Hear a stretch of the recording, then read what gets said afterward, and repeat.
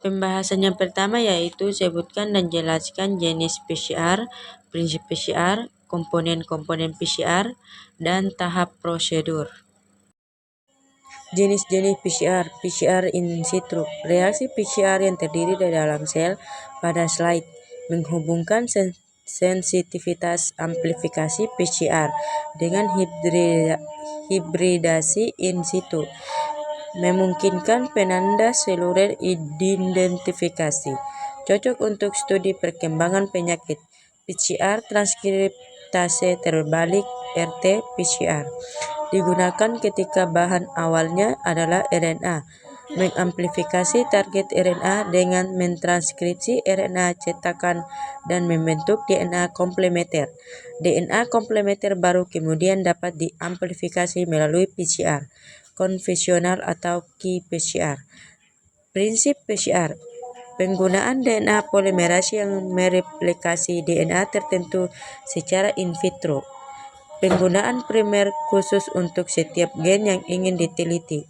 Pengulangan siklus yang terdiri dari denaturasi, annealing, dan elongasi. Pembahasan yang kedua yaitu jelaskan komponen PCR, definisi PCR, prinsip PCR, dan mekanisme kerja PCR. Berikut adalah komponen-komponen PCR. DNA template, yaitu sampel DNA yang akan diperbanyak. Kedua, primer, yaitu sekuen DNA pendek yang mencocokkan daerah tertentu di DNA. Polimerase, yaitu enzim yang menyalin cetakan DNA. DNTPS, yaitu blok pembangun DNA yang meliputi adenin, guanin, sitosin, dan timin. Ion magnesium yang menyediakan reaksi enzimatis. Buffer, yaitu komponen yang menjaga pH optimal untuk kerja enzim. Definisi PCR. PCR adalah suatu teknik laboratorium yang digunakan untuk memperbanyak atau mengamplifikasi jumlah salinan spesifik dari segmen DNA tertentu.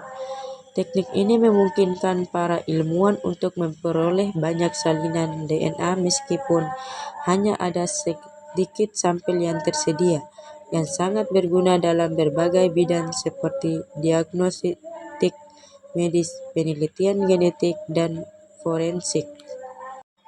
Prinsip PCR, penggunaan DNA polimerase yang mereplikasi DNA tertentu secara in vitro. Penggunaan primer khusus untuk setiap gen yang ingin diteliti. Pengulangan siklus yang terdiri dari denaturasi, annealing, dan elongasi.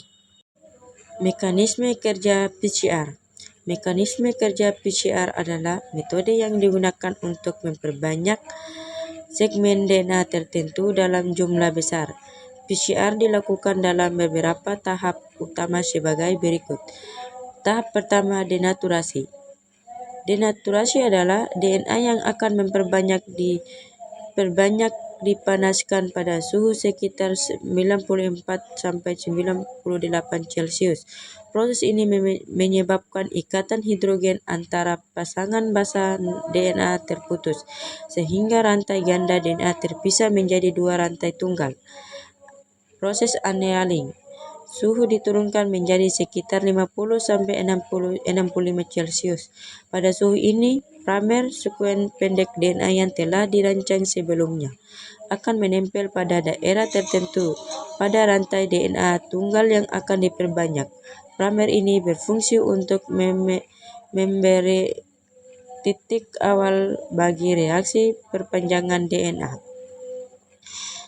Perpanjangan ekstrisional dan elongasional. Suhu dinaikkan lagi pada sekitar 72 Celcius. Suhu optimum bagi enzim Tec polimerase. Enzim ini akan memperbanyak primer dengan menambahkan nukleotida DNTPS sesuai dengan urutan basa pada template DNA. Proses ini menghasilkan dua salinan lengkap dari segmen DNA yang dimulai dari primer.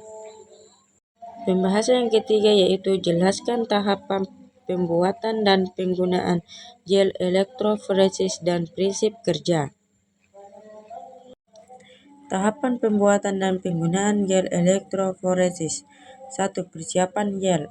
Gel elektroforesis umumnya terbuat dari agarosa atau politrimalida.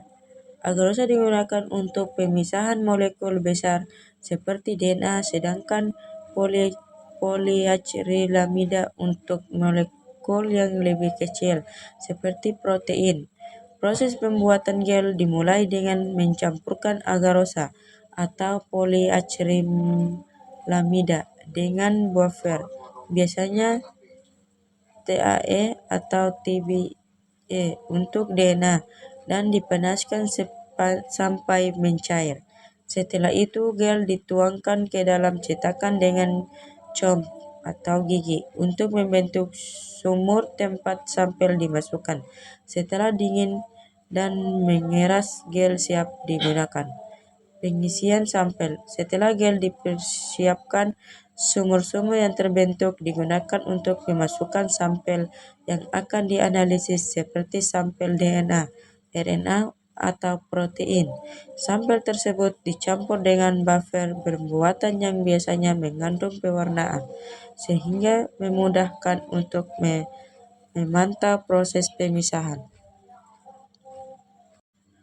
Proses elektroforesis. Gel elektroforesis dimasukkan ke dalam sebuah tangkai elektroforesis yang berisi buffer, elektrolit. Elektrolit positif dan negatif ditempatkan di kedua ujung gel. Sampel akan bergerak menuju elektrode positif jika menggunakan gel untuk DNA atau RNA, karena molekul-molekul tersebut bermuatan negatif. Proses pemisahan terjadi karena perbedaan ukuran dan bentuk molekul yang bergerak melalui pori-pori gel. Molekul yang lebih kecil akan bergerak lebih cepat, sementara yang lebih besar akan bergerak lebih lambat. Pewarnaan dan visualisasi. Setelah proses elektroforesis selesai, gel harus diwarnai untuk mendeteksi hasil pemisahan. Untuk DNA atau RNA, pewarnaan seperti etidium bromida atau GRANE digunakan. Pewarnaan ini mengikat asam nukleat dan dapat dilihat menggunakan sinar UV. Untuk protein, pewarnaan seperti komasi berlian blue atau silver staining digunakan. Analisis hasil. Setelah gel dilihat di bawah sinar UV atau metode visualisasi lainnya, pola pita A sesuai dengan ukuran fragmen atau molekul yang dipisahkan. Pita-pita ini kemudian dibandingkan dengan marker ukuran untuk menentukan panjang atau ukuran molekul. Prinsip kerja pembaca. Prinsip kerja pembaca gel elektroforesis. Prinsip dasar dari pembaca gel elektroforesis adalah pemisahan molekul berdasarkan ukuran dan muatan mereka. Ketika arus listrik ditempatkan pada gel, molekul-molekul yang bermuatan seperti DNA atau protein akan bergerak menuju elektroda yang berlawanan muatan elektroda positif untuk DNA atau RNA yang bermuatan negatif. Kecepatan gerakan molekul dipengaruhi oleh ukuran dan muatan molekul tersebut.